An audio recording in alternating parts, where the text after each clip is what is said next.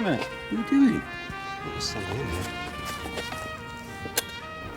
No, I hardly ever use a mower or a ladder. I share with neighbours. That's good, isn't it? Well, yeah, it is. Makes a lot of sense. Cooperative buying's cheaper for everyone. Right. Wire coat hangers. One of the most effective reuses of a modern object must be the coat hanger car aerial. Every time I see one, my faith in human ingenuity is renewed. But if you're a washer of plastic bags, and I confess I am, you can bend yourself a very effective hanger for them to dry on, like this. Ingenuity is really only one step from invention. What makes inventors different is they see a chance, Excuse me? where the rest of us see a nuisance.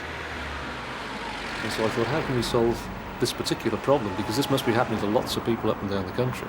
Apart from the theft aspect, people are leaving them behind. They've then got to cancel. They've then got to get a new card. They've got to get it signed and all the business that goes with that. So a little bit of time spent making a credit card wallet which actually plays you a tune when you take the card out. You can't leave that behind. There's no way you can go off down the road with this in your pocket or in the car making this awful noise.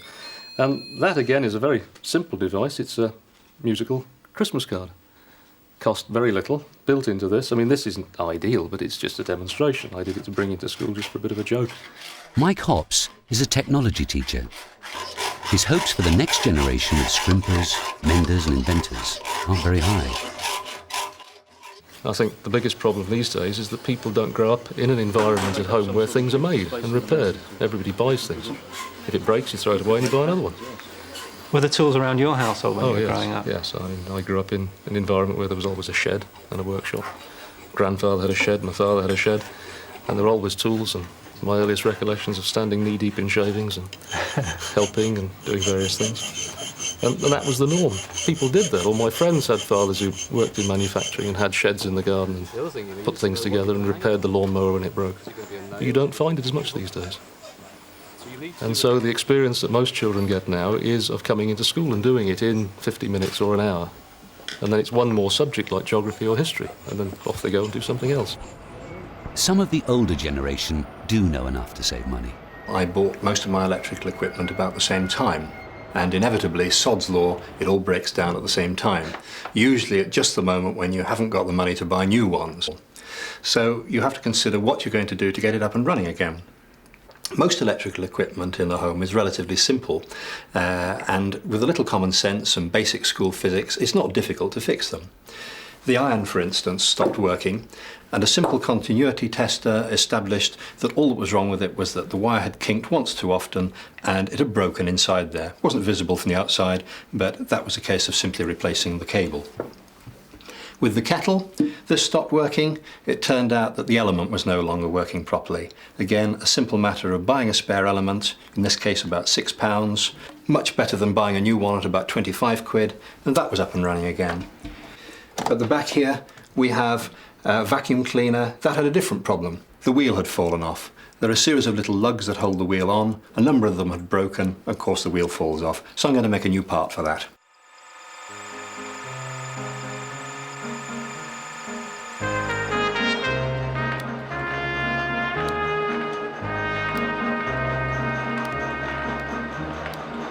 It helps that Peter Ellis belongs to the Society of Model and Experimental Engineers.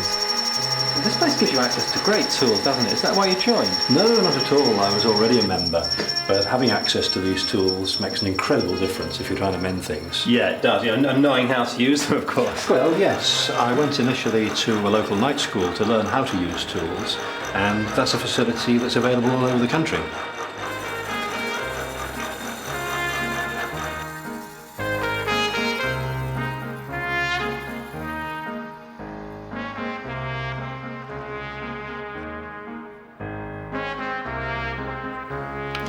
Now, does it fit? A perfect fit. Lovely. That's a vacuum cleaner working again. Yep, four-wheeler again. Bring back the dark satanic workshops, I say. Now, what can be done about the fact that even with the overflow working, your bath can flood your bathroom?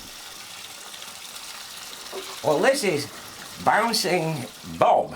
It's just a plumber's float, a length of chain, half a golf ball, a washer, piece of pipe with a gizmo on the end that breaks up the vortex and increases the flow of water. It's a warning device. I tried to make it as a toy, suitable for children, so they can teach their fathers, or fathers can teach their children some basic physics and that kind of thing. But it's a good thing. It makes an 80 decibel racket when it's operational. It warns you that your water's running away. It's quite a complicated shape, that. Well, it's a golf ball cut in half. But it had the resistance that I needed. Let's see it work. All right. Bouncing Bob doesn't simply lift the plug if you leave the taps running. After 20 seconds, he'll start to bounce and make a terrible racket. And that's when he pays for his keep. So it tells people that the bath is reached a level where they should come and switch it off. It's such a nuisance value, you've got to come and shut it up. If you don't, my word, ask my wife, you know. Does she like it? No! She calls it that damn thing. No, but he's lifted, you see? Oh, there he is. So the water's going out now. Yes. And it hasn't even reached the overflow. So Bob's going to save Britain a whole stack of money, insurance, I suppose. If they can bring the insurance policies down for people who have some safeguard, it would make sense for local authorities and also private dwellings. Bob, you're a hero. Wait till you hear him make his racket. He's off, he's off! And the dreadful warning is sent throughout the house, along the pipework.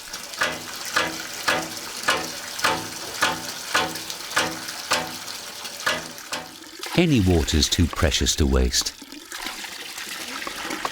One thing, as you'll probably notice, is how much water you get out from each stroke. Because it's only lifting a short distance, you can actually pull a substantial quantity of water as you draw backwards. Richard Cansdale makes low-tech pumps from plastic drain pipes to send to the developing world. And he makes them at home. Well, where might this one be going? Well, we sent a few to Rwanda just a few months ago to the refugee camps. Africa is our main destination.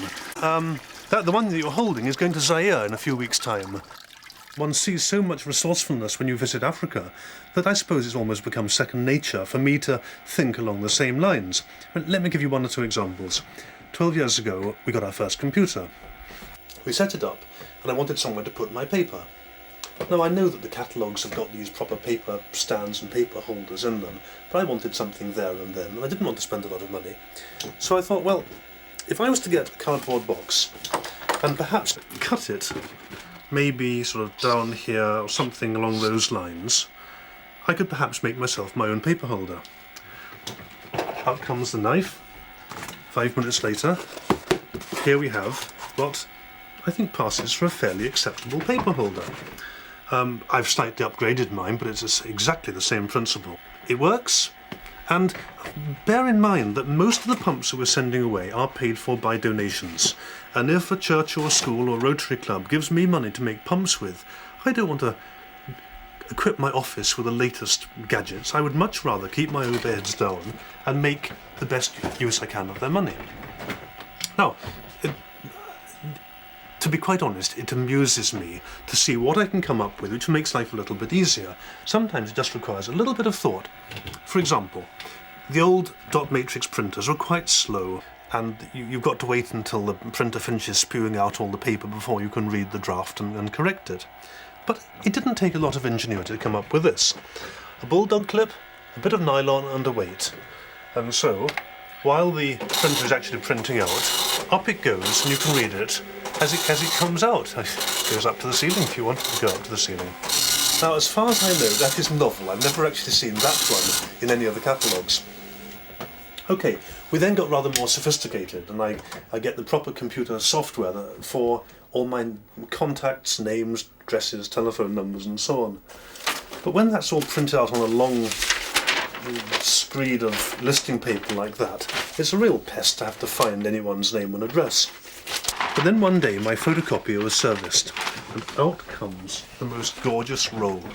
Now, how can you throw something like that away?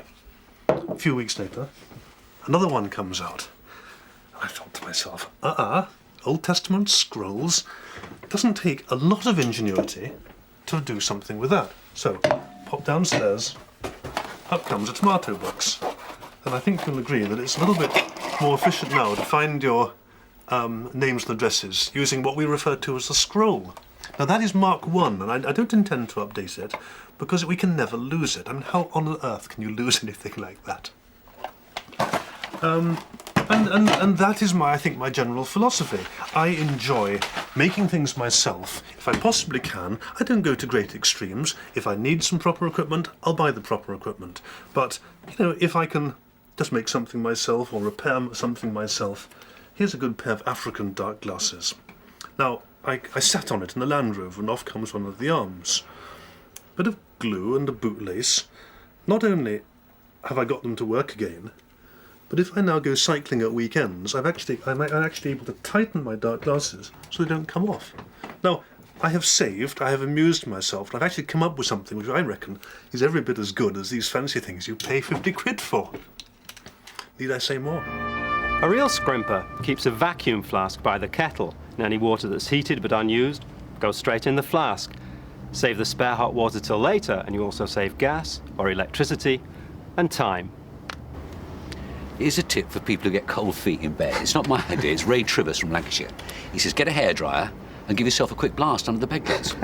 Probably work. I wouldn't put the whole thing under there, though. It could warm you up quicker than you expect. Does Ray Trivers know this? You should be told. I like sitting in here and watching the world go by on the public right-of-way to the river, which is very interesting. And of course you see what your neighbours are doing, which is always equally interesting, if not more so. And furthermore, this is the only room in the house that gets the sun. Well, it's warm now, Mary, but it must get very cold in winter. What do you do then? In the winter, you keep warm by putting clothes on, not by putting heat on. It's much healthier. So when it gets cooler, instead of putting the heating up, I put clothes on. As many as I've got, layers and layers of clothing. It's comfortable, one thing. And then, if your hands get cold, this is a good tip. You take an old pair of stockings, woolen stockings, which you've cut the feet off, they're worn out, and you put those on, and that keeps your lower arms beautifully cosy. Makes a big difference. It makes it very comfortable. Only when I'm alone, of course. I don't do this in public.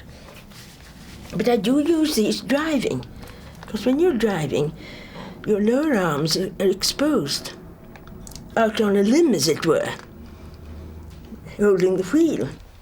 Round the house, my bedroom slippers, I put my feet inside my husband's, which just fit. They exactly fit.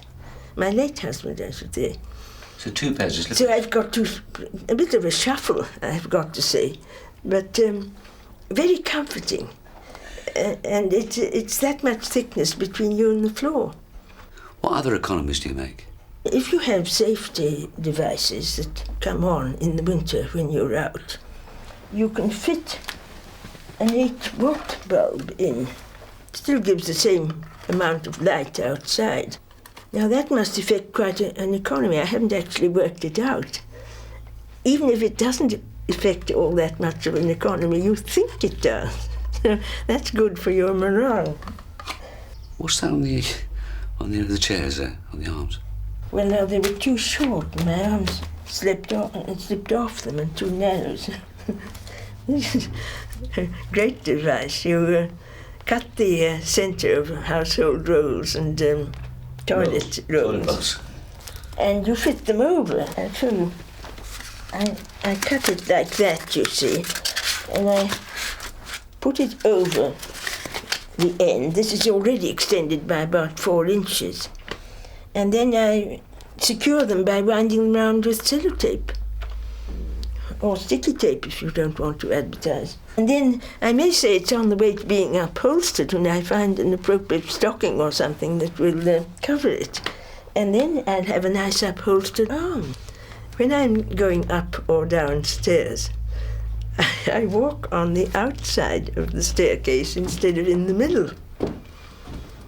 Because I'm using the stairs up and down, perhaps up to 20, 30 times a day. And eventually, over the years, it must make a difference in the wear and tear of the staircase. I'm hoping my stair carpet will outlast me, you see. That's my aim. So much for tranquil old age. Mary may have time to sit and stare, but it's scrimping that keeps her going and keeps her healthy.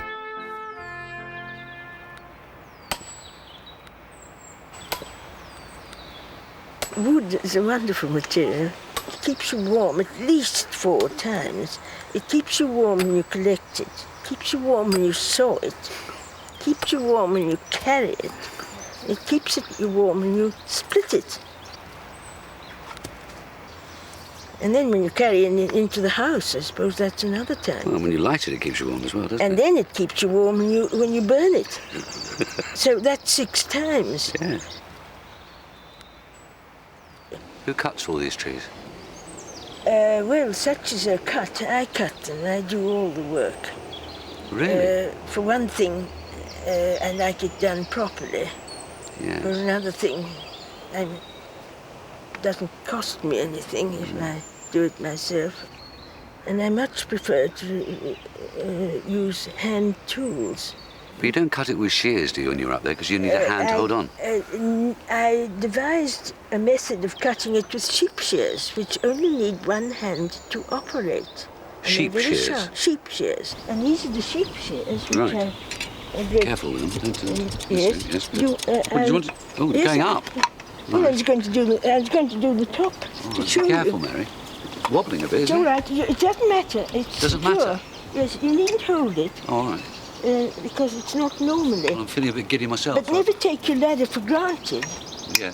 Always make sure you've got it secure. Get hold of the top. This is as high as I go.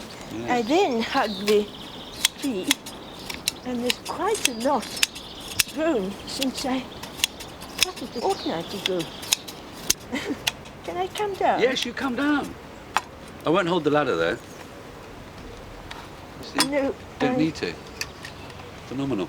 I work my ladder on my own. Yes. That's it. It's astonishing.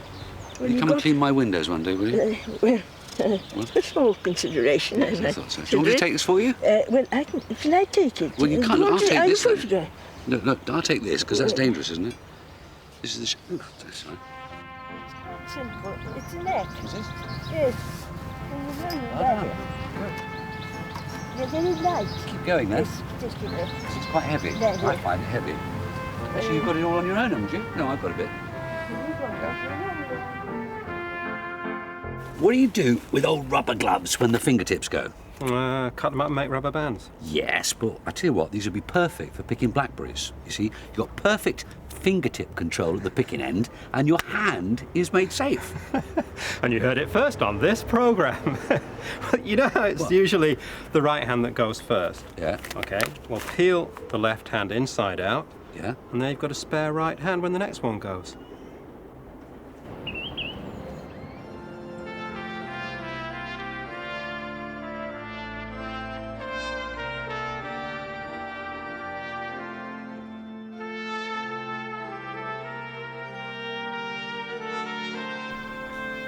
Expensive things, coffins, aren't they? Yeah, they can be, yeah, especially if it's real brass. This is plastic, actually, isn't it? Brass-coated plastic. Oh, yeah. But does brass burn? I mean, would it? No, I don't think the furnace can handle it, actually. They'll probably take it off before it goes through. How expensive can they get, these things? If you are going for real hardwoods, mahoganies and whatever, and real brass, you're talking a lot of money. A lot of weight as well. And a waste of trees. Yeah.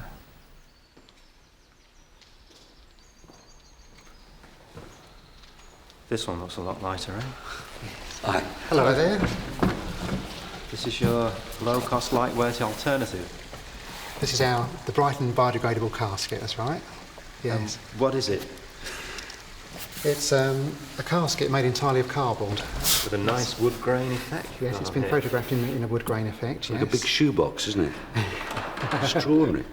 Does it work? Oh, yes. It's been tested to 20 stone. It's Really? quite strong in construction. It's actually made in 3 parts to give it its strength. It's got the lid, the liner and the base. I can show you inside if you like. Yeah. See how it's made. Silk lined, is it? Can I ask, I mean, it sounds silly to you, but I mean, is there any reluctance on people's part to choose this as opposed to the traditional? We haven't actually come across any comments about people who are against this type of coffin. The main thing is choice. It's available for people if they want to use it.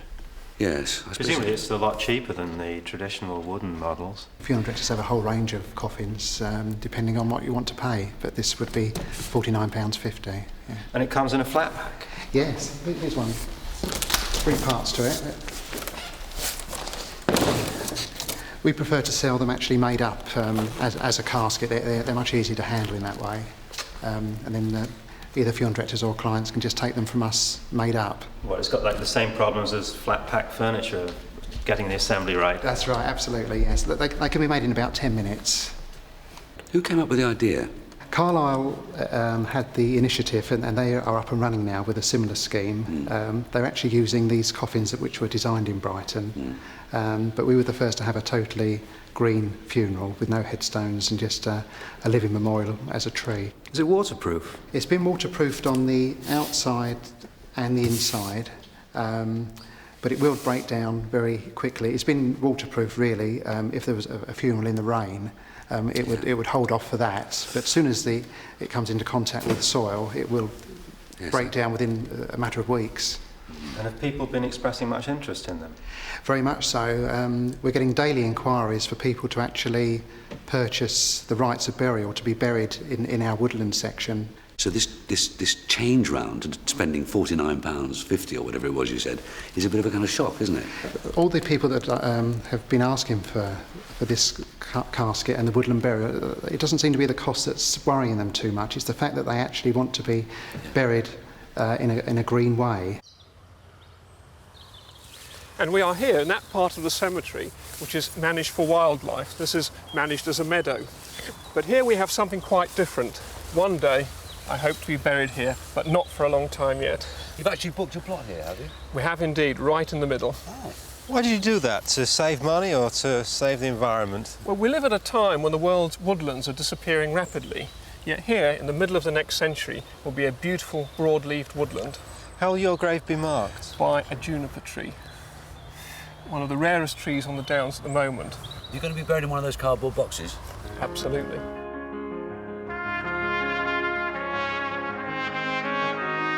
Thrifty 50. 50 ideas to help you scrimp.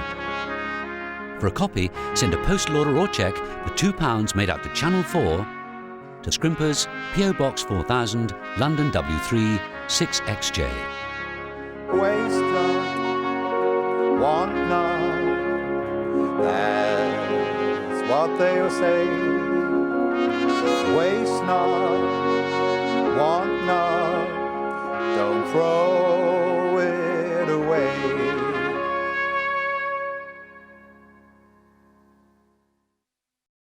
Click on screen for more videos of extraordinary humans.